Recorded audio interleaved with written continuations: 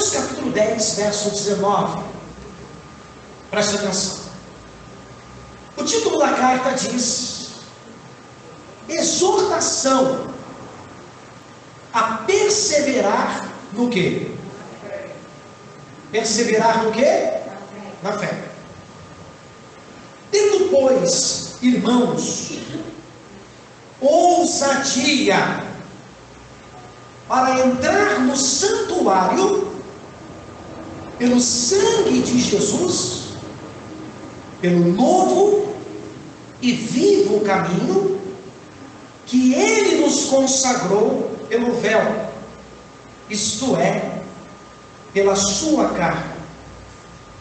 E tendo um tão grande sacerdote sobre a casa de Deus, cheguemo-nos com verdadeiro coração e inteira certeza de fé, tendo o coração purificado da má, o quê? E o corpo lavado com a água, o quê? Retenhamos firmes a confissão da nossa esperança, porque fiel é o que prometeu. E consideremo-nos uns aos outros para nos estimularmos ao amor e às boas obras, não deixando a nossa igreja. Está escrito igreja? Responda. A igreja somos? Não. Igreja é uma coisa, a congregação é outra.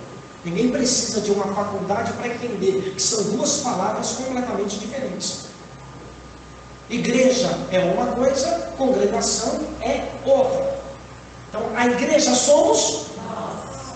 E a igreja reunida, não importa onde ela esteja, ela forma uma congregação.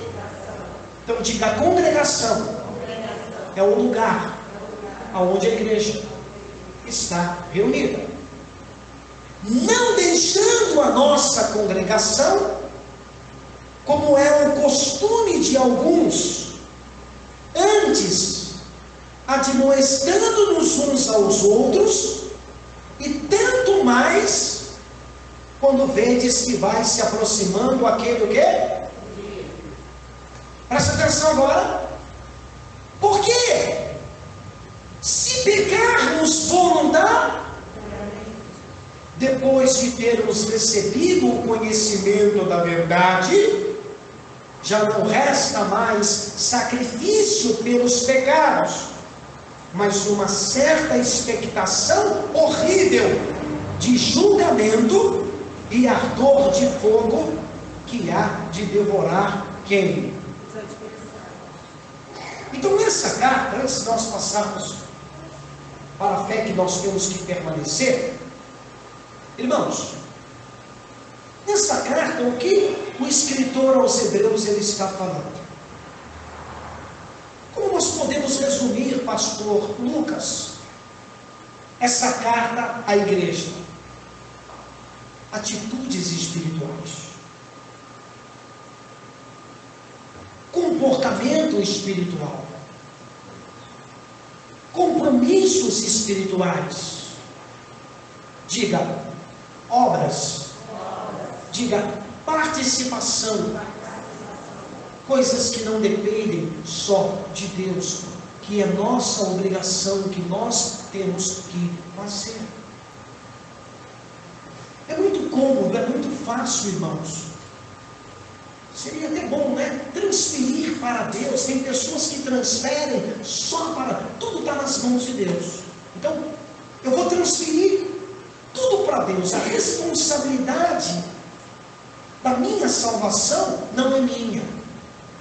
A responsabilidade da minha salvação é de Jesus. Jesus me salva. A responsabilidade é dele de me salvar. Eu não preciso fazer esforço nenhum.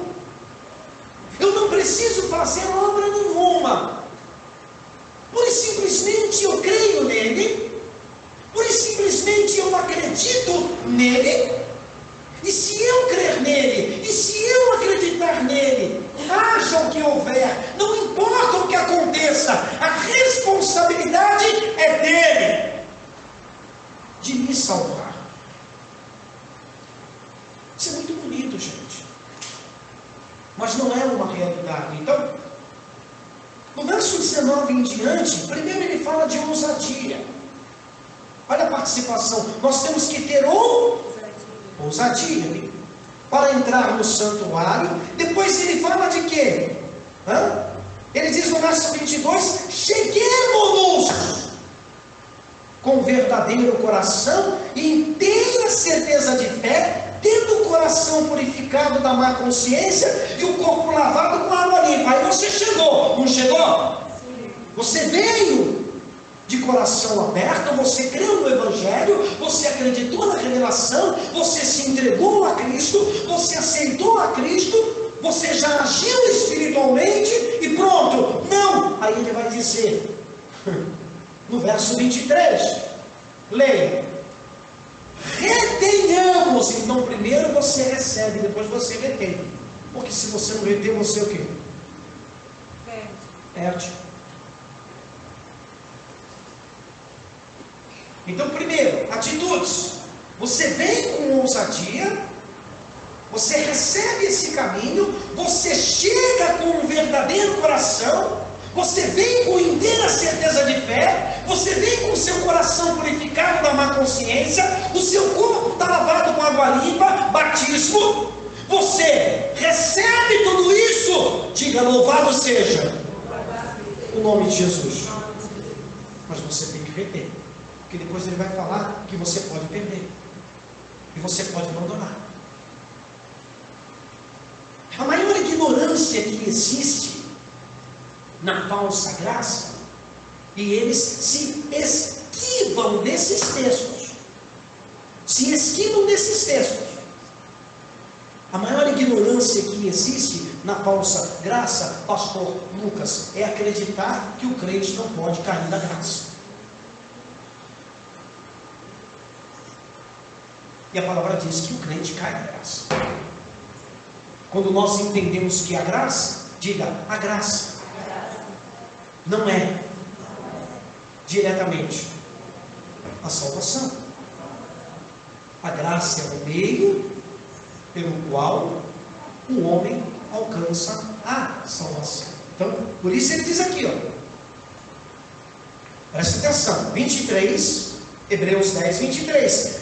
Retenhamos firmes a confissão da nossa esperança, porque fiel é o que prometeu, e consideremos-nos uns aos outros para nos estimularmos ao amor e às boas o quê? Não deixando a nossa o quê? Não deixando a nossa congregação. Então, essas pessoas que retrocedem, deixam, perdem. A esposa estava até falando hoje uma coisa para mim, é verdade, gente. Tem pessoas que acham assim: eu saio da presença de Deus, eu vou para o mundo, e eu vou pecar, eu vou me prostituir, eu vou cheirar, eu vou roubar, mas Jesus me ama. E porque Jesus me ama, Jesus vai me salvar. Eu creio nele, ele me ama. A palavra de Deus, ela diz, está escrito: se com dificuldade o justo se salva, onde haverá lugar para o ímpio no reino de Deus? Então a nossa vida espiritual, ela é assim, como uma planta que precisa cuidadosamente ser regada. Irmãos, Jesus, ele não exige de nós, aprenda isso pelo amor de Deus. Não se deixe levar pela falsa graça. Nós falamos isso num culto de domingo passado. O falso Deus não vai levar vocês para o Monte Sinai para sacrificar. Você já está vacinado disso. O falso Deus não vai levar você para participar de campanha. para ser fiel no dízimo. Você já está vacinado disso. Você já sabe a diferença que existe da lei e da graça. Sabe ou não sabe? Mas ele vai tentar te derrubar na graça. Se ele não pode te derrubar na lei, ele vai tentar te derrubar na graça. Como ele vai tentar te derrubar da graça? Distorcendo a graça, descaracterizando a graça na sua mente. Eu não preciso de uma faculdade para poder entender o que essa carta está dizendo.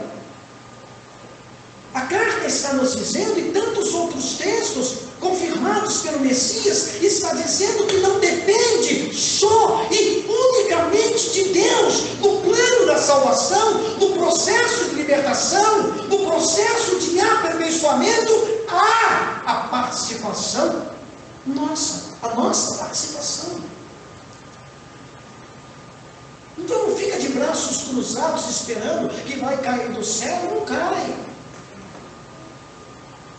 Deus não está exigindo de você, presta atenção, quando nós pregamos santidade, quando nós pregamos santificação, quando nós pregamos atitudes, aí tem pessoas que pensam, então eu não vou me salvar, porque eu não sou perfeito, eu tenho pecado. Todos pecam, todos nós erramos. Deus não está exigindo de nós, diga, para que fique gravado, diga, Deus, diga com fé, Deus não exige de mim perfeição. Deus exige de você atitude, porque nós estamos sendo aperfeiçoados todos os dias. Ninguém se liberta da noite no dia. Nós estamos sendo tratados pelo Senhor. Mas se você acha que você não precisa ser tratado, se você abraça as suas fraquezas com naturalidade, se você abraça o pecado com naturalidade, e você transfere toda a responsabilidade para Deus, você está se enganando a si mesmo. Você está se enganando a si mesmo. Porque o que Deus tem que fazer na sua vida, Ele vai fazer. O que você precisa fazer? Diga, para toda a ação do homem, teve uma reação da parte de Deus. Então olha o que diz aqui novamente, verso 26. Hebreus 10, 26. Por que a falsa graça não prega esses textos? Quando fala de santificação? Porque se pecarmos, está pregando para a igreja. Se nós pecarmos voluntário, o que é um pecado voluntário? O que é pecar voluntariamente? É quando a pessoa tem prazer no pecado. O pecado para ela não tem, né? Não tem problema. Pecar voluntariamente é uma coisa natural. O pecado voluntário é um pecado natural. É natural. Eu descobri que não tem problema eu mentir. Não tem problema eu roubar, não tem problema eu cheirar, não tem problema eu fazer isso. É um pecado natural. O pecado voluntário é aquele pecado que a pessoa peca e ela não vê problema nenhum em quê? Em pecar. Agora, quando a pessoa, ela peca, ela diz, puxa meu Deus, eu não devia ter feito o quê? Isso, o Senhor me perdoa, eu preciso me libertar, Senhor, porque quando a pessoa ela erra, e ela realmente tem a semente de Deus, ela fica incomodada com o erro que ela fez, com o pecado que ela praticou. E aí na consciência dela, ela vai buscar de alguma forma se libertar daquilo, ela vai procurar se arrepender daquilo. Agora tem pessoas, para ela tanto faz como tanto fez. Jesus me ama. Jesus me ama, não tem problema o quê? Se pecarmos voluntariamente, depois de termos recebido o conhecimento da verdade, já não resta mais sacrifícios pelos nossos pecados, mas uma certa expectação horrível de julgamento e a ardor de fogo que há de devorar os adversários.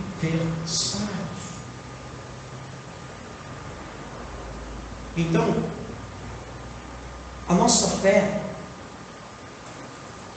ela tem que ser uma fé inteligente. Olha para mim, você tem que ter uma fé inteligente. A porta que conduz à salvação, ela é larga ou ela é estreita? Fala.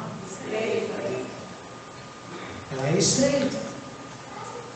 Você não pode pegar as palavras de Jesus e descaracterizar as palavras de Jesus para trazer um conforto espiritual para a sua vida. Então presta atenção. Jesus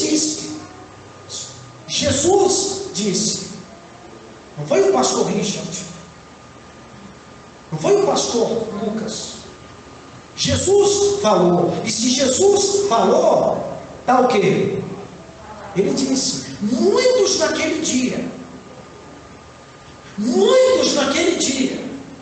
e ele fala isso, que isso iria acontecer depois da sua morte, depois da sua ressurreição.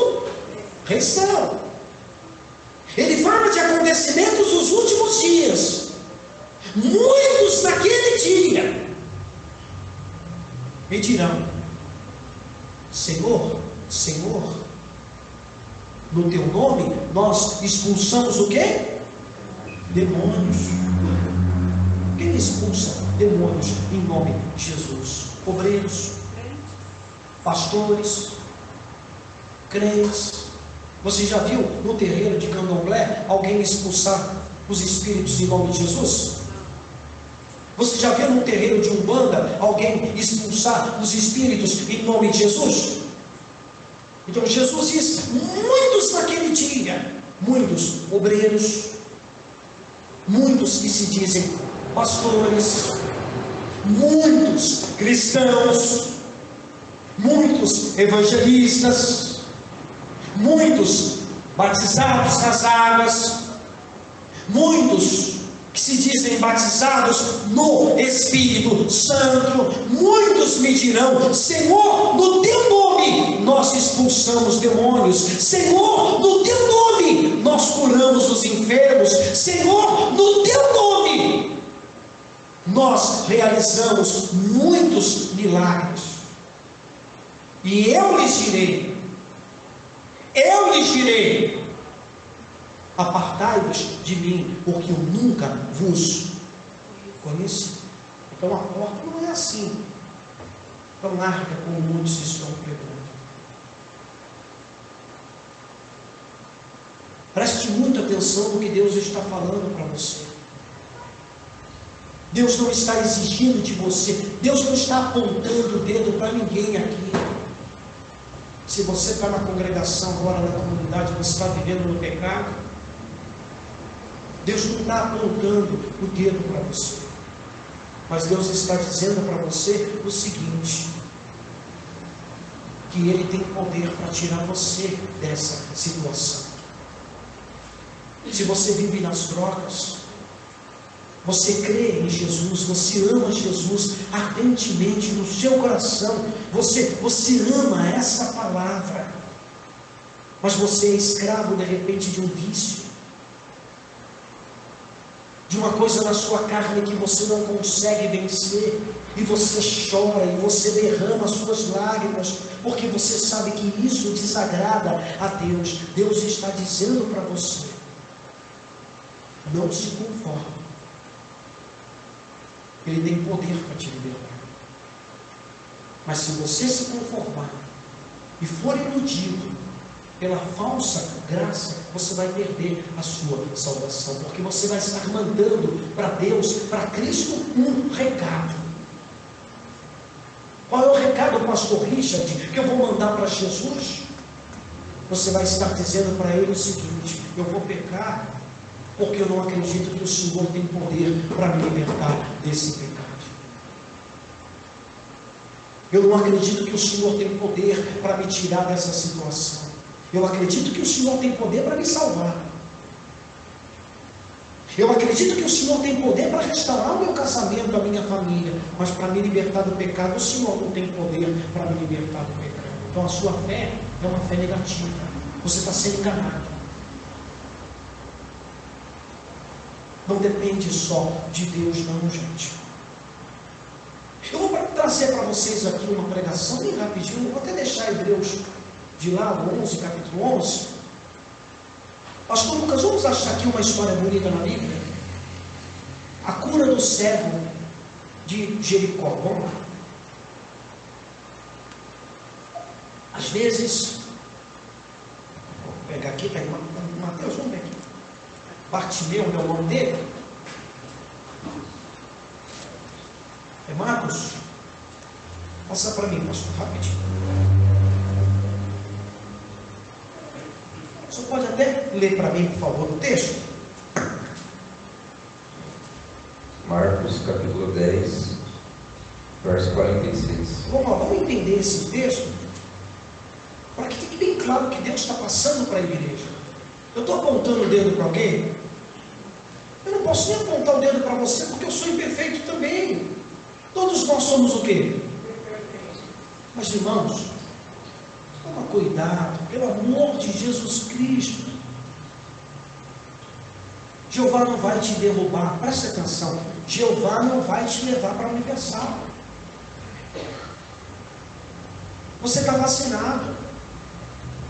Jeová não vai te levar para o Monte Sinai, não vai te levar para lá, não vai. Jeová não vai te levar para o Reteté. Não vai. Jeová não vai levar você para o Reteté. Porque em relação a isso, você já está o quê? Vacinado. Mas ele vai distorcer a graça de Deus na sua mente e vai levar você, sabe para onde? Para a falsa graça. E se te levar para a falsa graça, você vai cair da graça verdadeira. Você vai ter uma visão e uma concepção da graça totalmente distorcida. É engraçado que nessa falsa graça, Jeová é glorificado como Pai. Jeová volta a ser o Pai e é glorificado como Pai. Ministérios, por exemplo, como o Emerson Viana, que prega essa falsa graça, né? Uma vez salvo, salvo para sempre, não tem batismo, não tem ceia, não tem demônio, não tem ceia, não tem batismo, não tem oração, você não precisa orar, porque tudo está na mão de Deus. Jeová continua sendo o Pai lá, é inacreditável. Jeová é o Pai. Quem é o Deus do Monte Sinai? É Deus.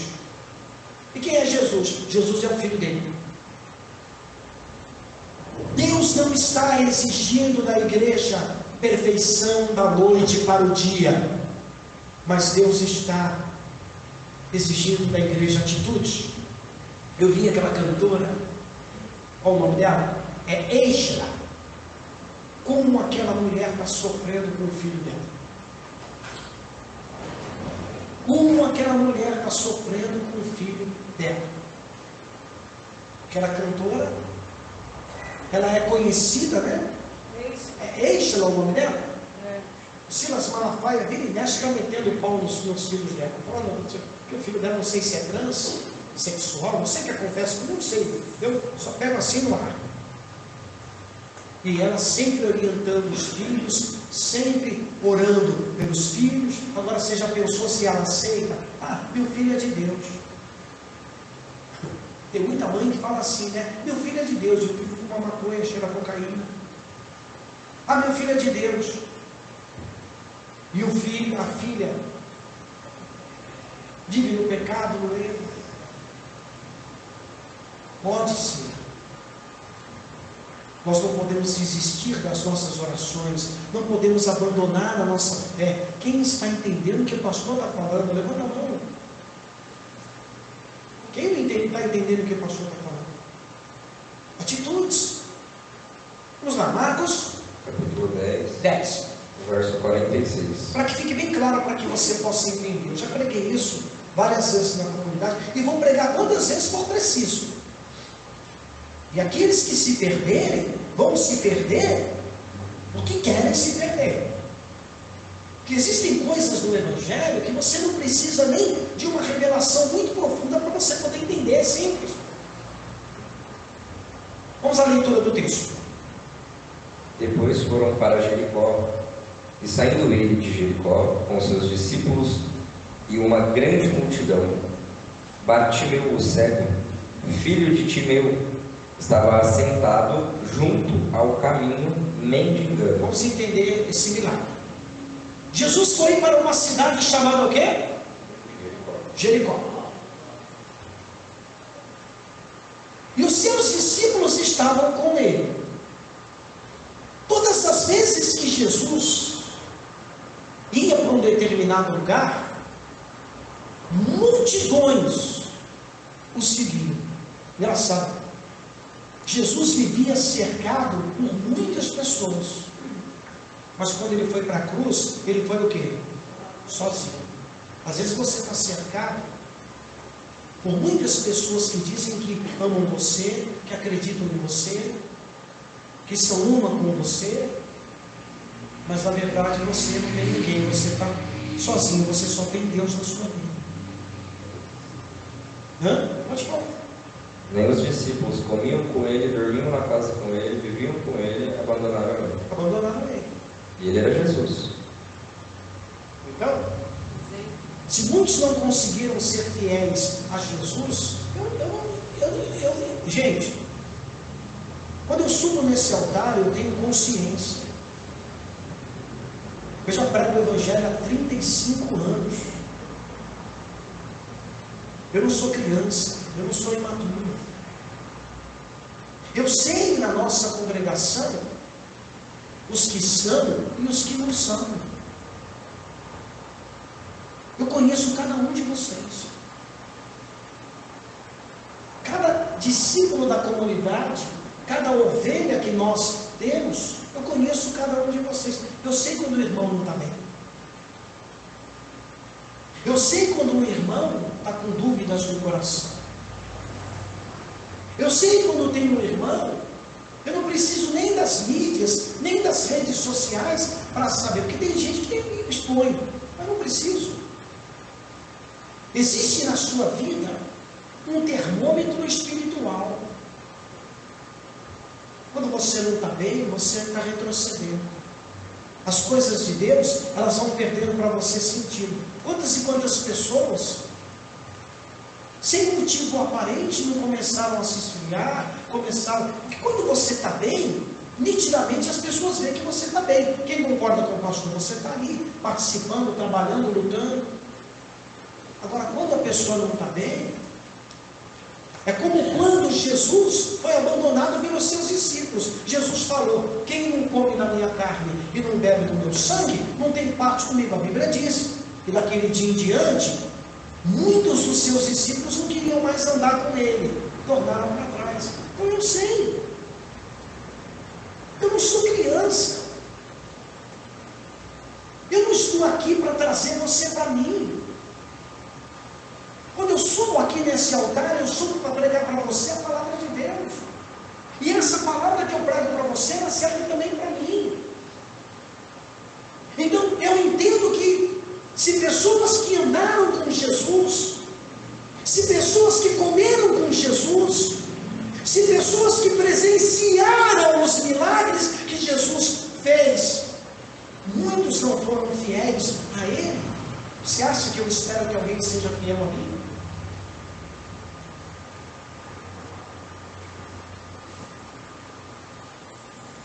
Se Jesus, que era Jesus, foi abandonado pelos seus discípulos, eu não me surpreendo quando eu vejo um irmão que nós pegamos, nós tratamos, e nós cuidamos, e nós discipulamos, e essa pessoa se afasta, e essa pessoa cai, às vezes por coisas idiotas, que não tem sentido nenhum. A pessoa, meu susto, gente, faz parte. Então, Jesus entrou na cidade de Jericó, e uma multidão estava com ele, uma multidão. Continue.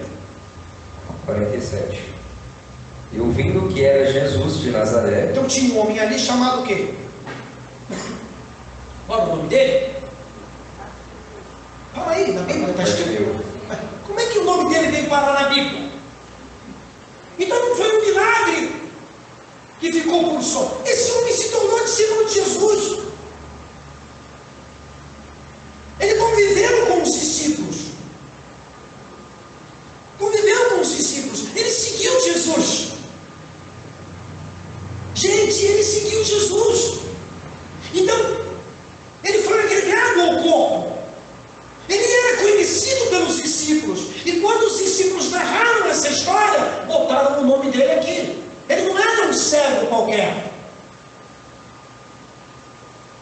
Ele foi um cego curado por Jesus, que virou discípulo de quem?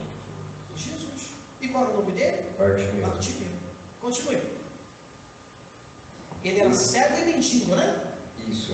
Bartimeu, o cego, filho de Timeu, Então, estava assentado junto ao caminho mendigando. então, ele estava sentado junto ao quê?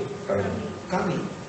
Vamos pegar e vamos trazer isso para um lado espiritual. Um milagre aqui maravilhoso espiritual. Quem é o caminho?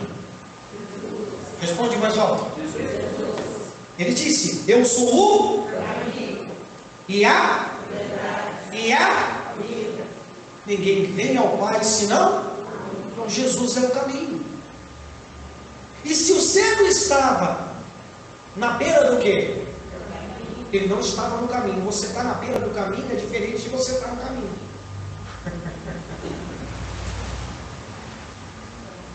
Você está na beira do caminho é diferente de você estar no caminho. Mas ele está na beira. Então quem está na beira do caminho está perto do caminho. Ou está interessado no caminho, ou está próximo do caminho. Quem está entendendo? Continue. E ouvindo que era Jesus de Nazaré. Então, as pessoas que estão na beira do caminho, elas ouvem Jesus, ouvem a palavra de Deus, elas ouvem o Evangelho. Está na beira do caminho. É a pessoa que está à procura de alguma coisa. Ouvindo que era Jesus, vai. Começou a clamar e a dizer: Jesus, filho de Davi, tem misericórdia de mim. Mas se ele não clama, se ele não pede, Jesus ia parar para curar ele? Então, se ele está na beira do caminho, ele ouviu, então ele era cego, mas ele não era o quê? Surdo. E tem pessoas que enxergam, que ouvem, mas não querem o quê? Enxergar. Quantas e quantas pessoas aqui na nossa comunidade que já viram, já confirmaram nas escrituras, é isso mesmo, tantas revelações, e aí você vê a pessoa dando ouvidos a coisas que não tem fundamento nenhum. Quer dizer, ela enxerga, mas ela... Ele começou a gritar: Jesus o quê? Tem o quê? Misericórdia de mim. Leia o 48, pastor Lucas. E muitos o repreendiam para que se calasse, mas ele clamava cada vez mais: Filho de Davi, tem misericórdia de mim. Então, você precisa entender, olha para mim, que tem coisas na sua vida que você não depende de outras pessoas. Se você não fizer, você está perdido.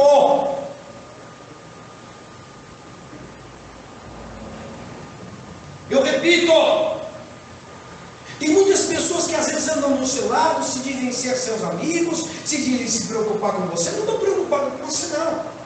Porque pessoas que não conseguem se preocupar com a própria vida, como é que vai se preocupar com a vida dos outros? Então tem coisas que não adianta. Se você não fizer por onde, e não é a sua esposa fazer por você, são atitudes espirituais. Não é o seu marido fazer por você. Tem coisas que a sua esposa não vai fazer por você, e nem Jesus vai fazer por você. Você tem que tomar o quê? Atitude. Então, na vida cristã, pode ter certeza que sempre vão se levantar pessoas para fazer você sair do caminho, retroceder, deixar de crer, deixar de acreditar. Sempre vai ter, gente, vai ter. Então, quando o cego começou a gritar, alguém disse para ele: cala tu, o quê? Fica quieto. Sabe que no plano espiritual falaram para o cego: deixa de crer, deixa de acreditar. Ele não se preocupa com você, ele não vai atender você. Não adianta você orar, não adianta você clamar, não adianta você pedir. De uma forma camuflada, é isso que a falsa graça faz. Manda você se calar, deixar de crer, deixar de acreditar, deixa que ele resolva. Mas o cego clamou mais ainda. Continue. Sexta-feira foi pregado isso. Caramba! Foi pregado isso, foi ministrado sobre a filha de Jairo, que no caminho onde ele se lançou diante de Jesus para pedir um milagre, as pessoas que eram da própria casa dele, Da família dele! vieram até ele e falaram: por que você ainda incomoda Jesus? Ela já morreu. Ela já morreu. Foi ministrado isso. Mas olha só, vamos trazer isso para a nossa vida espiritual. Olha que revelação. Ah, o senhor está fugindo da palavra? Não estou. É só você perceber que tem sentido tudo isso. Aí o cego clamou mais ainda. Mas ele clamava cada vez mais. Mas, por quê? Porque era algo que era para ele, então que era a sua salvação individual. Continue. Tem misericórdia de mim, verso 48. 49. E Jesus, parando, disse que o chamassem. E chamaram o cego, dizendo-lhe: tem bom ânimo, levanta-te, que ele te chama. Continue. E ele, lançando de si a sua capa, levantou-se e foi ter com Jesus. E Jesus, falando, disse-lhe: que queres que te faça? Parou! Mas Jesus não sabia que ele era cego? Jesus não sabia que ele queria enxergar? E por que então Jesus perguntou para ele: o que você quer que eu te faça? Você já parou para se fazer essa pergunta? Você nunca parou para entender que existem milagres? Por que Jesus perguntou: o que queres que eu te faça? Porque nos evangelhos mesmo você vai perceber Jesus dizendo que tudo. Jesus fala que a igreja tem que ter ministério sim de quê? E tudo que ligares na terra será ligado aonde? Mas tem que ser ligado na terra. E tudo que pedirdes ao Pai em meu nome, crendo o quê? Jesus manda a gente pedir, não manda pedir? Manda ou não manda pedir? Manda ou não manda orar? Manda ou não manda crer? Mas aí vem a falsa graça e fala para você: você não tem que orar. Você não tem que orar, não tem que pedir. Você não tem que pedir nada para Deus. É só agradecer. Só agradece. Então quando Jesus fala para o cego: o que queres que eu te faça? Ele está confirmando aqui que no mundo em que nós vivemos, nós passamos por lutas, nós passamos por tribulações. Ele diz que nós temos que vigiar, que nós temos que orar. Existe diferença da carne para o espírito. Então quando você, em meio à tempestade, você pede, você clama: Jesus me liberta da maconha. Você está pedindo, você crê. Jesus me liberta do cigarro. Jesus, tudo. O que é tudo, igreja? Qualquer coisa que você pedir, me liberta do pecado, Jesus, me liberta da mentira, Jesus, me liberta do vício, Jesus. Tudo que você pedir, crendo, Ele tem poder para realizar na sua vida. Agora, se você não pede, você se conforma, é porque você não crê que Ele pode te libertar. E o cego disse o que para ele? E o cego lhe disse: mestre, que eu tenha vista. E Jesus lhe disse: vai, a tua fé te salvou. E logo viu. Então, o que salvou esse cego? Fé. Fala para mim mais alto. A fé dele. Você pode perder. Olha para mim, olha para mim. Você perde a sua saúde, fica doente, vai lá, toma um remédio, uma injeção, uma adrenalina, alguma coisa, você pode voltar a ter saúde. Porque até doenças incuráveis Jesus cura. Cura ou não cura? Você perde o casamento, deu errado, deu um problema, você brigou com a sua mulher, você brigou com o seu marido, aí está aquela confusão, a família está bagunçada, aí você vai lá e ora pela fé, a família se restaura? Sim. Jesus tem poder? Sim. Tem ou não tem? Tem. Você perde o emprego, aí você vai lá e ora, e Deus dá um emprego para você. Diga glória a Deus. Mas se tu perder a tua fé, você perde tudo. Se você perder a sua fé, você perde a sua salvação. Perde, gente. Porque sem fé é impossível agradar a Deus. E a falsa graça, ela faz isso. Ela quer tirar de você a sua fé, a sua responsabilidade. E transferir tudo para Deus. Ó, o problema é teu, Jesus. E não é assim. Então veja, leia o finalzinho, só para nós explicarmos e terminar o culto. E logo viu. Ele viu? E seguiu a Jesus. Olha aí! Então, ele estava na beira do quê? Mas ele sai da beira do caminho e ele segue Jesus aonde? Então é assim. Deus não está exigindo de vocês mudanças e perfeição da noite para o dia. De repente você é o Bartimeu da vida. Você é o Bartimeu. Você não está no caminho. Não está totalmente no caminho. Mas esteja pelo menos na beira. E não esteja na beira do caminho de braço crê. Porque senão Jesus vai passar e não vai fazer nada com você. Mas se você estiver na beira do caminho e você pelo menos tiver o quê? Ouvido. Clamando, Jesus vai atender você, vai ajudar você a vencer as suas fraquezas. Eu acho que deu para você entender a revelação. Quem entendeu? Então, você não pode ficar parado. Você não pode ficar de braço o quê?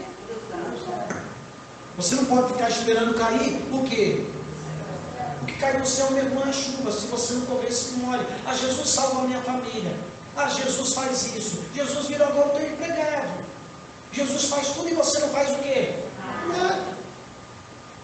Só crê. Ah, então tá bom. Então Jesus vai ter que fazer na vida de todo mundo. Se Jesus tiver que libertar todo mundo que crê nele, se Jesus tiver que salvar todo mundo que acredita nele, então está todo mundo salvo. A porta ela realmente não é. É nada. Não é, gente.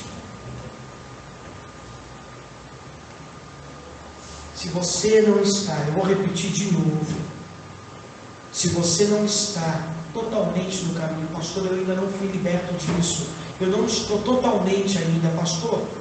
Esteja pelo menos na beira do caminho. Esteja passando por onde. Porque se você pecar voluntariamente, se você se entregar e cair, já era. E aí, você vai ser pastor Lucas, como um daqueles que vão dizer: eu fiz isso, eu dei coleta, eu expulsei demônio, eu fiz. E Jesus vai dizer para você: eu nunca conheci você. Muita gente vai se perder. Muitas pessoas vão se perder. Irmãos, muitos estão caindo e não vão mais se levantar. E sabe por que não vão se levantar? Quer que eu diga para você? Olha bem para mim. Esquece o homem, não é o homem não. Deus está falando com você. Muitas pessoas que passaram na nossa comunidade estão caindo e não vão se levantar mais. E sabe por que não vão mais se levantar? Quer que eu diga para você? Quer que eu diga? Sim. Porque no íntimo do coração dessas pessoas, elas não acreditam que estão caindo. Elas acham que estão de pé. Elas acham que estão de pé. Elas acham que não precisam serem curadas. Elas estão doentes. A fé está doente. Mas elas acham que elas não estão doentes. Elas estão bem. Elas acham que elas estão bem.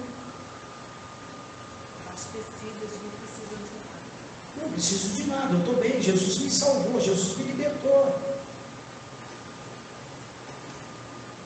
Quando você lê os evangelhos, você vê, por exemplo, bem rapidinho o pastor Lucas, o Judas, ele era ladrão, ele roubou uma, roubou duas, três, quatro, ele metia a mão na sacola, mas ele andava com Jesus, ele comia com Jesus.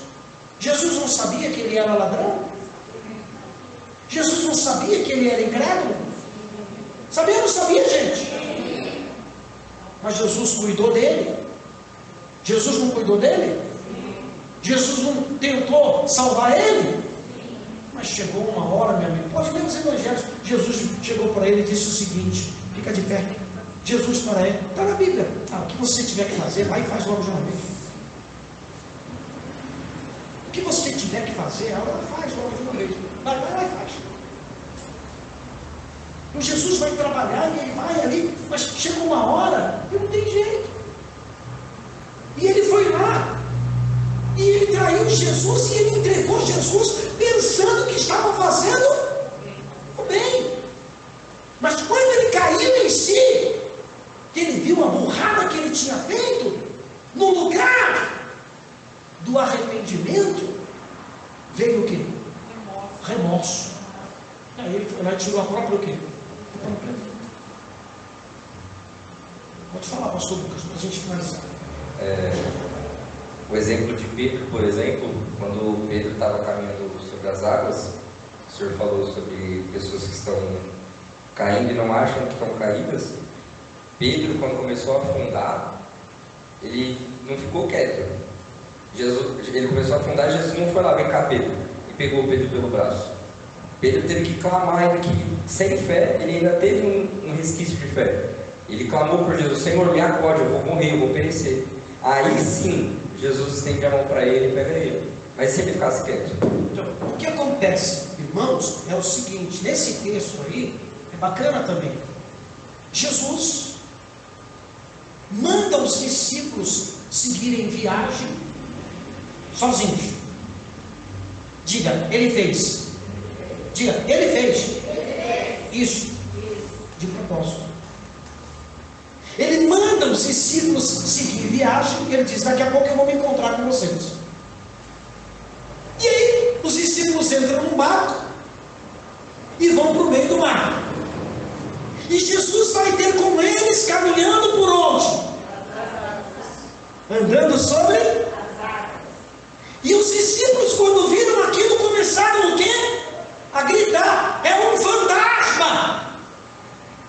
Então, os discípulos acreditavam em assombração, né? Acreditavam em assombração. Essa é a única vez que a palavra fantasma aparece no grego na Bíblia. Eles acreditavam em assombração. Tudo bem. Jesus, fantasma? Não temam. Sou eu. Sou eu. Jesus falou o quê? Sou eu. Pedro precisava de mais alguma prova? Se eu estou falando aqui, você conhece a minha voz? Se teu pai te chamar, você não conhece a voz do teu pai? Se o teu marido te chama, você não conhece a voz do teu marido? Quando eu falo em casa, Ana, ela já sabe que sou eu. Se meu filho estiver lá e falar Ana, ela não vai, ué, quem é? Porque a minha voz é diferente da voz do meu quê? Até um cachorro, um burro, um animal conhece a voz do dono. Não conhece? Sim. Conhece ou não conhece? Sim. Mas Pedro, Jesus falou, sou eu. E Pedro virou para ele e disse, se é o Senhor. Duvidou. Se é o Senhor. Vê que coisa interessante. Se é o Senhor. Ele ouviu a voz de Jesus e não conheceu a voz de Jesus. Então, se é o Senhor, eu preciso de uma prova maior. Manda-me ir ter contigo. Jesus disse, então desce do barco e vem. Aí Pedro, quando ele pisou e ele viu que Deus sustentação, aí ele se sentiu o Todo-Poderoso, né? Eu faço um milagre também, né? pensou que ele sentiu a sustentação, parecia uma criança no parquinho, né?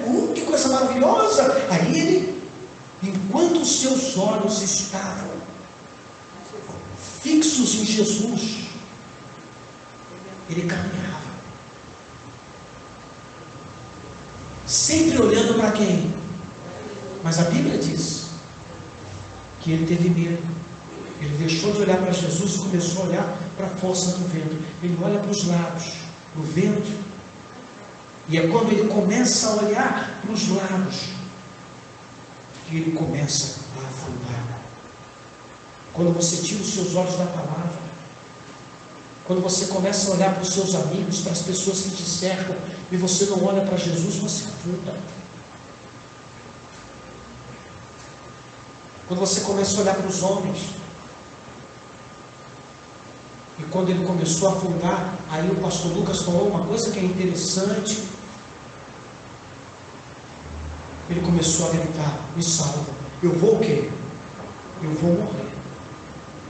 E quando ele clamou a Jesus, Jesus foi lá, pegou ele pelo braço e disse: levanta, olha para mim, por que duvidaste? Por que você duvidou? E quando eles entraram no barco, nossa, um olhou para a cara do outro e disse: quem é esse homem?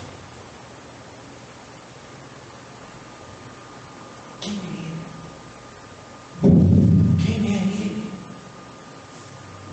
Tem pessoas aqui na comunidade que já tiveram tantas experiências com Jesus na vida e sempre se perguntam: quem é? Será que é? Será que não é? Será que eu estou perdendo meu tempo? Será que eu estou no caminho certo? Será que eu estou... Será? Dúvida. Engraçado que, para nós terminarmos, pessoas que de repente até congregaram conosco são usadas pelo inimigo para tentar fazer outros entenderem que aqui é o pior lugar que a pessoa pode estar. Como se nós fôssemos satanistas, como se nós adorássemos aqui demônios, Exus. Há anos eu falo isso. Repete comigo, diga: Deus trabalha. Diga: Deus trabalha em todos os lugares para convencer o homem do pecado, da justiça e do juízo. Se eu falo que Deus trabalha em todos os lugares, quantas pessoas que não se alimentaram aqui da boa palavra de Deus e dizem que Deus não está aqui? Estamos pregando errado, estamos ensinando errado. Você cai se você quiser. Não olha para mim. Eu não quero que você olhe para mim. Não olhe para os pastores, olhe para Jesus. E se você olhar para Jesus, você vai ver Jesus na nossa vida. O que nós estamos aqui pregando para você não é o que vem de nós, é o que vem de Deus, no seu cuidado, para você também. Essa é a palavra que Deus colocou para pregar para vocês. Amém. Um dia eu não vou estar mais aqui. Um dia o pastor Lucas não vai estar mais aqui. Muitos irmãos não vão estar mais aqui.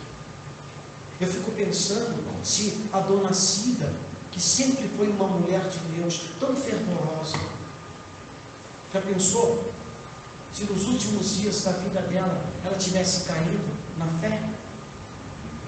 Que adianta nadar e morrer na praia? O que adianta? Então, o que você tem, terminar, eu vou finalizar aqui, volta lá. Vou finalizar. Hebreus, onde nós paramos. Vamos finalizar lá. Vamos finalizar. Hebreus 10, 23. Essa é a pregação que o Espírito Santo está trazendo. Se você não cuida da tua mulher, você perde a tua mulher. Se você não cuida do teu marido, você vai perder o teu marido. Se você não cuida da tua saúde, você perde a sua o quê? Estrogola, vai fazendo o que dá na tua cabeça para você ver. Não cuida do colesterol, fica comendo porcaria, não cuida do teu corpo para você ver. Vai chegar uma hora que teu corpo começa a dar sinal de piripapo, não vai dar piripapo? Então diga, tudo aquilo que nós não cuidamos, nós perdemos. Se você não cuidar da sua família, você perde a sua família. Se você não cuidar da sua salvação e não cuidar da sua fé, você vai perder. Perde. Quantas e quantas pessoas que congregavam aqui que você conhece hoje, que estão na prostituição, vivendo pior? Não é verdade? Mas acredito que também. Leia Hebreus, para terminar, 10, 23. Retenhamos firmes Retenha a confissão da nossa esperança, porque fiel é o que prometeu. Então, se agarra ao que Deus te deu. Retenha. Não perde a sua salvação por causa de homem. Perder salvação por causa de homem. Ah, ele é lindo, ele tem os olhos azuis, é o Janiquinho. Ah, que Janiquinho o quê, cara? Fala sério. A minha ex-cunhada teve o casamento dela destruída, virava para o meu irmão para afrontar o meu irmão, que ela era noveleira. E ela, para afrontar o meu irmão, que quando a mulher está insatisfeita ou quando o homem está insatisfeito, sempre faz comparar. Ah, fulano é assim você. Aí, quando aparecia aquele camarada lá, aí a minha ex-cunhada falava assim, na frente do meu irmão: isso aí, ó, é que é um homem de verdade.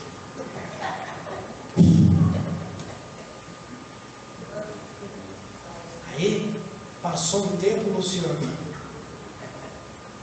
o camarada se revelou, saiu o quê?